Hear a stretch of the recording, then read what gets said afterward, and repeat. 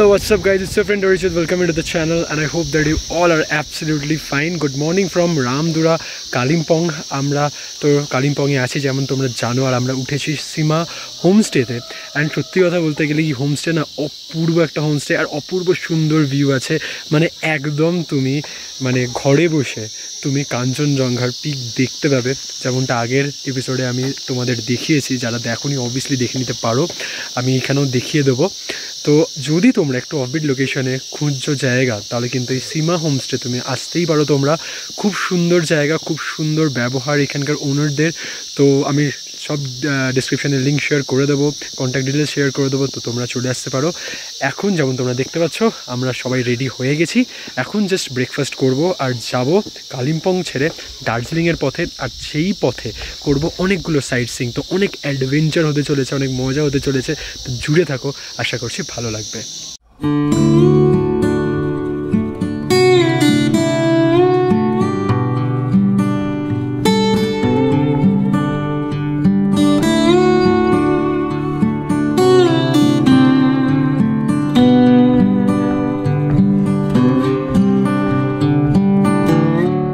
যেমনটা বললাম, রেডি তো হয়ে গেছিলাম।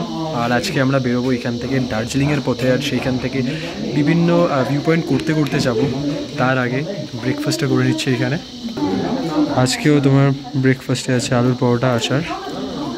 আর সৌরভদা আপাতত কেমন যাচ্ছে? না, আপাতত সব কিছুই ভালো যাচ্ছে। যেমনটা তোমরা শুনলে, আজকে আমাদের এখানে শেষ দিন। তো ব্রেকফাস্টটা খুব সুন্দর, প্রত্যেকটা খাবারই ভালো। গরম গরম আলুর পরোটা ভালো লাগে। তো চলো ব্রেকফাস্টটা খেতে খেতে এই ভিউটার মজা নিতে নিতে আজকের দিনটা শুরু করা যাক। আর আজকের দিনটাও আমাদের সঙ্গে জুড়ে থাকো, অনেক মজা হতে চলেছে। একটা সুন্দর ব্রেকফাস্ট করবার পর আমরা কালিম্পংয়ের সীমা হোমস্টেকে বিদায় জানিয়ে রওনা দিলাম আজকের আমাদের গন্তব্যস্থল দার্জিলিংয়ের উদ্দেশ্যে। আর দার্জিলিং পৌঁছাবার আগে আমরা ভিজিট করতে চলেছি নানান ভিউ পয়েন্টস, আর সেই সমস্ত ভিউ পয়েন্টসের সৌন্দর্য আমরা তোমাদের সামনে তুলে ধরতে চলেছি এই ভিডিওর মাধ্যমে।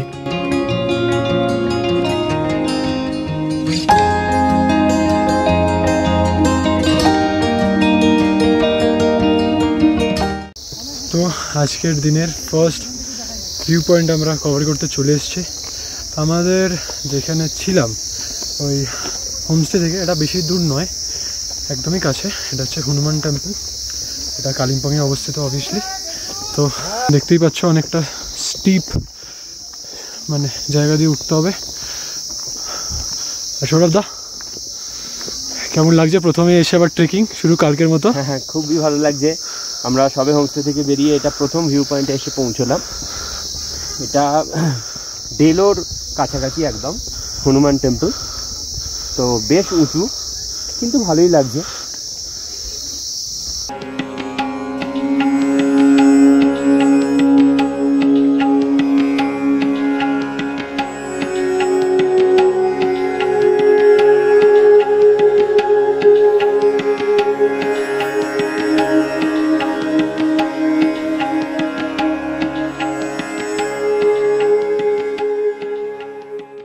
কালিম্পংয়ের এই সুন্দর হনুমান মন্দির দর্শন করবার পর আমাদের মনে এতটাই সাহস জন্মে গেল যে আমরা ড্রাইভার দাদাকে বলেই ফেললাম, চলো এবার যাওয়া যাক কালিম্পংয়ের সবার থেকে ফেমাস হন্টেড প্লেসে।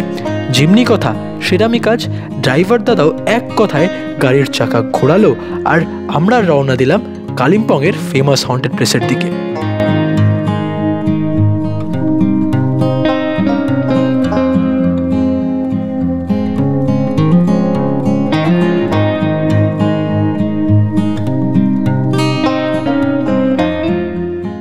আজকের দিনের আমাদের সেকেন্ড ভিউ পয়েন্ট আমরা কভার করতে চলে এসেছি, যেটা হচ্ছে কালিম্পং শহরের একটা খুবই আকর্ষণীয় ট্যুরিস্ট অ্যাট্রাকশন বলা যেতে পারে। কারণ এইটার ব্যাপারে অনেক স্টোরিজ আছে যে এটা হন্টেড। আর আমরা চলে এসেছি মর্গান হাউসে। কালিম্পং শহরের একটা প্রধান আকর্ষণের জায়গা এই মর্গান হাউস। 1930 সালে এই ব্রিটিশ কলোনিয়াল ম্যানশন নির্মাণ করা হয়, আর এই ম্যানশনটির ওনার ছিলেন জর্জ মর্গান, অ্যান্ড সেই থেকেই এই বাড়ির নাম মর্গান হাউস।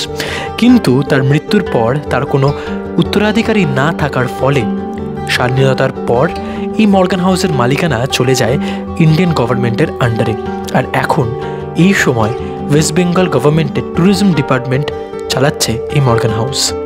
মর্গান হাউসের ঠিক সামনেই রয়েছে আমাদের ইন্ডিয়ান আর্মি দ্বারা চালিত একটা সুন্দর ক্যাফেটেরিয়া, গ্রিন ক্যাফে। আর দেখতেই পাচ্ছ কি সুন্দরভাবে ডেকোরেট করা হয়েছে এই ক্যাফেটেরিয়া। তো তোমরা যারা মর্গান হাউস দেখতে আসছো তাদের কিন্তু একটা ব্রেকফাস্ট কিংবা একটা কফি হল্টের জন্য একটা সুন্দর ডেস্টিনেশন হয়ে উঠতেই পারে এই গ্রিন ক্যাফে। কালিম্পংয়ের ফেমাস মর্গান হাউস দেখে ভৌতিক এক্সপিরিয়েন্স তো ঠিক নয়, বাট একটা সুন্দর মেমোরি নিয়ে আমরা আবার রওনা দিয়ে দিলাম আজকের দিনের আমাদের তৃতীয় ভিউ পয়েন্টের উদ্দেশ্যে।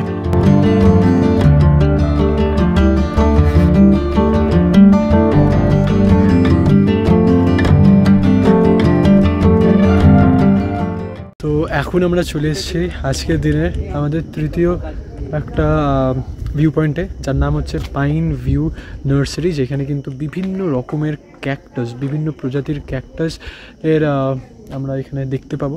তো চলো ভেতরটা দেখি। আর এইখানে ঢুকতে গেলে তোমাদের মাথা পিছু 30 টাকা করে টিকিট কাটতে হবে, টিকিট কাউন্টার সামনেই থাকবে। তো চলো।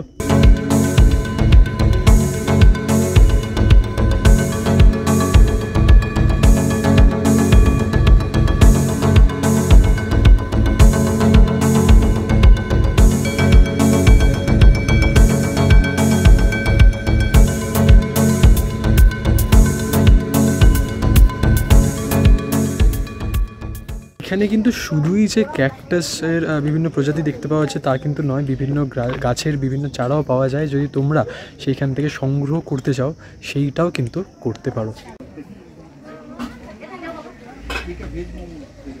তো দেখতেই পারলে এই পাইন ভিউ যেটা নার্সারি আছে তার ভেতরে যেমন একটা ক্যাফেটেরিয়া আছে, যেখানে তোমরা যদি আসো তো এখানে অবভিয়াসলি ব্রেকফাস্ট করতে পারো অ্যান্ড কিছু স্ন্যাক্স ট্যাক্স খেতে পারো। আর এখানে হোমস্টেরও অ্যাভেলেবিলিটি আছে। তো অবভিয়াসলি তোমরা যদি এখানে এসে এখানে থাকতে চাও সেটাও তোমরা কিন্তু করতেই পারো।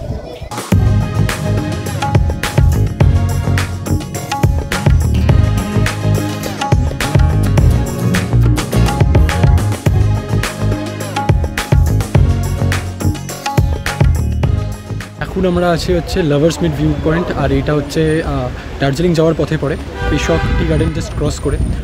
তো যারা আমাদের চ্যানেলের সঙ্গে যুক্ত তারা জানো যে কিছু মাস আগে আমি মনসুন রাইডে এসেছিলাম, আর তখন এখান থেকে পুরো ত্রিবেণী বিচ যে ক্যাম্পিংটা হয় বা রিভার রাফটিং হয় সেটা আমি তোমাদের দেখিয়েছিলাম। বাট এখন আমি তোমাদের দেখাতে চলেছি যে আমরা সবাই জানি যে কিছু দিন আগে তিস্তা নদী যেভাবে ধ্বংস করেছে সেই জিনিসটা আমি তোমাদের দেখাবো। আর ত্রিবেণী যে দুটো নদীর সঙ্গম, এটা হচ্ছে রঙ্গিত আর তিস্তা নদী, সেই জায়গার যে ডিফারেন্সটা না সেইটা এই ভিডিওর মাধ্যমে আমি তোমাদের দেখাতে চাই। তো চলো দেখা যাক। তো এই দিক দিয়ে এইটা হচ্ছে তোমাদের রঙ্গিত নদী, এটা তিস্তা, এটা মিক্স করে দেখো তিস্তা হয়ে বেরিয়ে যাচ্ছে। আর এই দেখো সেবাগ রোডের অবস্থা দেখো, জাস্ট কিচ্ছু নেই। তিস্তা বাজার, এটা তিস্তা বাজার অবস্থা দেখো, পুরো ভেঙে জাস্ট বেরিয়ে চলে গেছে। এইখান থেকে ভালোভাবে বোঝা যাচ্ছে। লাভার্স মিট ভিউ পয়েন্ট থেকে জাস্ট একটু এগিয়ে এসে একটা সুন্দর টি গার্ডেন দেখতে পেয়েছি, আর তাই জন্যই দাঁড়ালাম।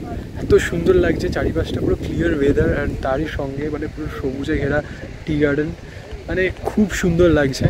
আর যতদূর সম্ভবত এটা কিন্তু ওই পেশক টি গার্ডেনের টি এস্টেটের মধ্যেই পড়ছে।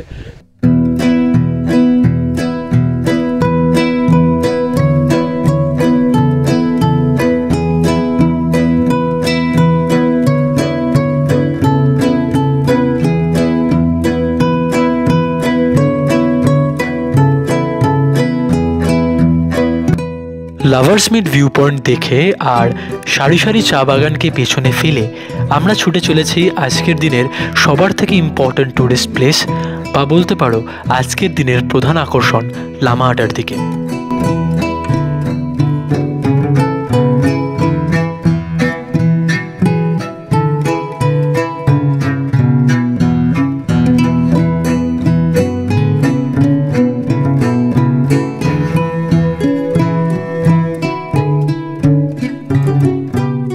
তো বেসিক্যালি এখন বাজে 3:10, আর অনেক ভিড়, রাস্তায় অনেক ভিড় হয়ে গেছিলো আর অনেক জ্যাম লেগে গেছিলো। সেগুলো অতিক্রম করে অ্যাট লাস্ট আমরা লামাহাটায় চলে এসেছি। আর এখন যেমন দেখলে লামাহাটা পার্কের মধ্যে ঢুকে গেছি। সেইখানে 20 টাকা করে পার হেড টিকিট নিয়েছে আমাদের। তো দেখতেই পাচ্ছ এখন আমরা লামাহাটার ভেতরে একটা পন্ড আছে সেই দিকে এগোচ্ছি। আর এই সরু সুড়ঙ্গর মতন রাস্তা দিয়ে যেতে হবে। চারিপাশটা খুব সুন্দর লাগছে।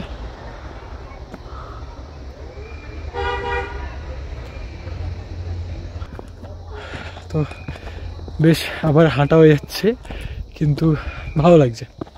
আর একটু ঠান্ডাও আছে, তার জন্য জ্যাকেটটাও চাপিয়ে নিয়েছি। তো ভালো তো অবভিয়াসলি লাগছে। চলো এগোই, তারপর তোমাদের দেখাচ্ছি বাকিটা। আর এখানকার পরিবেশটাও ঠিক ততটাই সুন্দর, খুব শান্ত নিরিবিলি আর ঠান্ডা, হালকা ঠান্ডা আছে। কিন্তু আমরা হাঁটছি এবং বেশ চড়াইতে উঠছি বলে হয়তো গরম লাগছে কিছুটা, কিন্তু পরিবেশটা এতটাই ভালো যা একটু ঘোরা ক্যামেরাটা দেখতে পাবো আমরা। ওদিক থেকে কি সুন্দর গাছের গাছটাকে ভেদ করে আলোটা এসে পড়ছে। একটু আগেই কিন্তু ওদিকটা ফগ ছিল, এটাই এখানে দেখার। সরু রাস্তা দিয়ে হেঁটে আর অজস্র পাইন বনকে পেছনে ফেলে অ্যাট লাস্ট আমরা চলে এলাম লামাহাটা ফরেস্টের ওপরে। আর দর্শন মিলল সেই হোলি পন্ডের।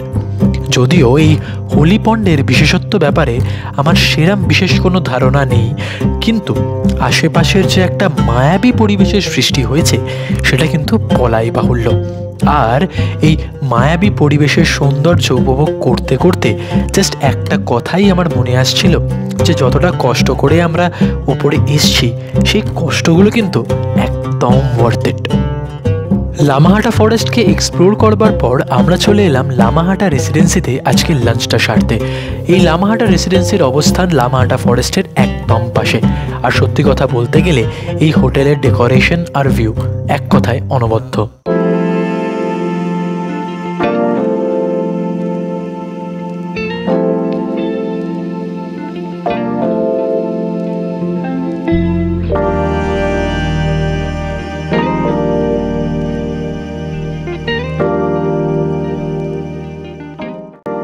লামাহাটা রেসিডেন্সিতে একটা সুন্দর লাঞ্চ করে আর সেখানে অল্প একটু রেস্ট নিয়ে আমরা বেরিয়ে পড়লাম আজকের final destination the queen of hills দার্জিলিংয়ের পথে। 2000 years later.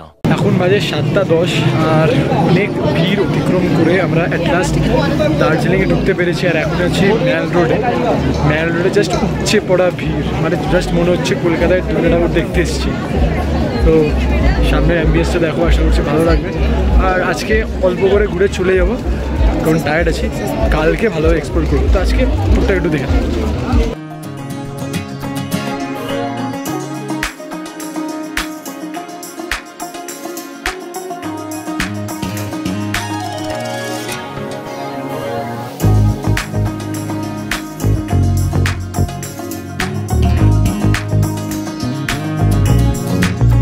যা ঠান্ডা পড়েছে, তো একটুখানি দার্জিলিং টি খাচ্ছি আমরা। তো আমার তো ভালোই লাগছে, বাকিদের আবার জিজ্ঞেস করি কেমন লাগছে বলো। খুব ভালো লাগছে, ভ্যালে এসেই প্রচণ্ড ভিড়, কিন্তু তার সাথে দেখছি খুব ঠান্ডা হাওয়াও দিচ্ছে আর বেশ ঠান্ডা লাগছে। আর দার্জিলিং আসবো, দার্জিলিং চা খাবো না সেটা কি হতে পারে?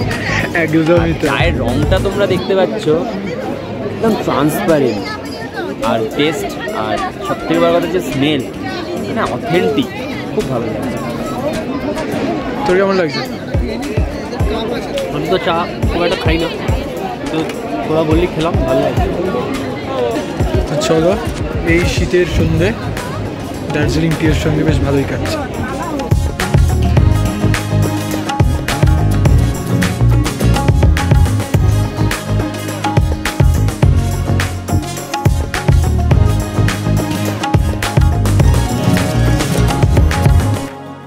তো বন্ধু, আমরা দার্জিলিংয়ের সৌরভদার অফিসের গেস্ট হাউসে উঠেছি। তো সেইটা রিভিউ দেখিয়ে কোনো লাভ নেই, কিন্তু আমি যখন অভিজিতের সঙ্গে মনসুন রাইডে এখানে এসেছিলাম তখন উঠেছিলাম হোটেল চয়েসে, যেটা ম্যাল রোডের একদম পাশে অবস্থিত। তো তোমরা কিন্তু ওই হোটেলটা একবার দেখতে পারো যদি তোমরা এখানে আসছো। খুব সুন্দর হোটেল, আমি তার ডেসক্রিপশনের লিঙ্ক আর কন্ট্যাক্ট ডিটেলস দিয়ে দেবো। আর এখন আমরা ডিনার তুলে নিয়েছি, একবার পুরো একদম গেস্ট হাউসে যাবো আর সেইখানে খেয়ে দিয়ে শুয়ে পড়বো। তো আজকের এই ভিডিওটা আর বেশি বাড়াচ্ছি না, এখানে ভিডিওটা শেষ করলাম। তোমাদের সঙ্গে দেখা হবে পরের এপিসোডে, যেখানে আমরা দার্জিলিংয়ের আশেপাশের জায়গাগুলো ঘুরে দেখবো আর খুব সুন্দর সুন্দর অ্যাডভেঞ্চার করবো। তো চলো দেখা হচ্ছে নতুন ভিডিওতে। Till then, stay happy, stay blessed and keep enjoying this beautiful weather. God, adios, amigos.